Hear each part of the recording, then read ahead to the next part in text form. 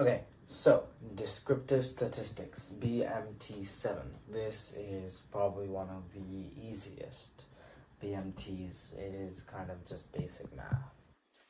So, what is descriptive statistics? It is a statistical tool that used to summarize and present data in a user-friendly way, okay? It's a tool where basically simplifies, summarizes, and presents data. Now, what are the different types of descriptive statistics that we can be measured tested on? First is averages. Averages such as means, medians, modes are stuff that can show up. Secondly, graphical tools. Okay, if your teachers ever tell you make sure to bring a protractor, it's because of this unit. They can always be pie charts where you need to measure angles. That's why you should always bring a protractor just in case. But graphical tools, the second one, with pie charts, bar charts, infographics, okay? All these graphical tools are like presentations of data. And third, statistical means of dispersion. That basically just means stuff like quartiles, standard deviations. It's stuff that shows you how varied, or like statistics show how varied your data is.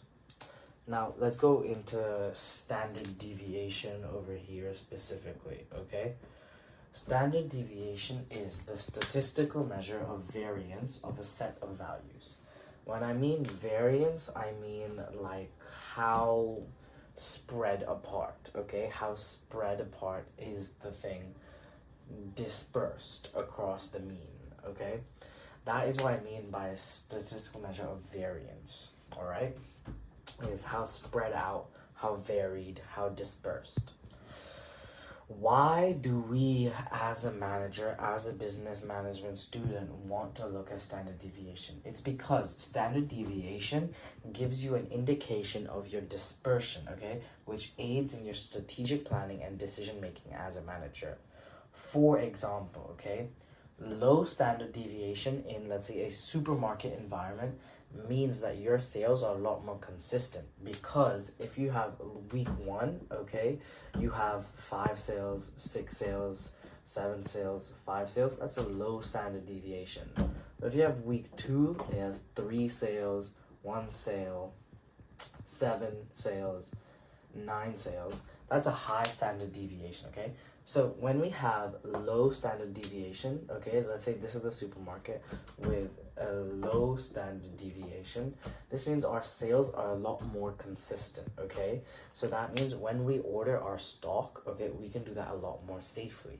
So we can make that link with stock level charts, stock level order controls, and stock controls back in the operations unit in unit 5.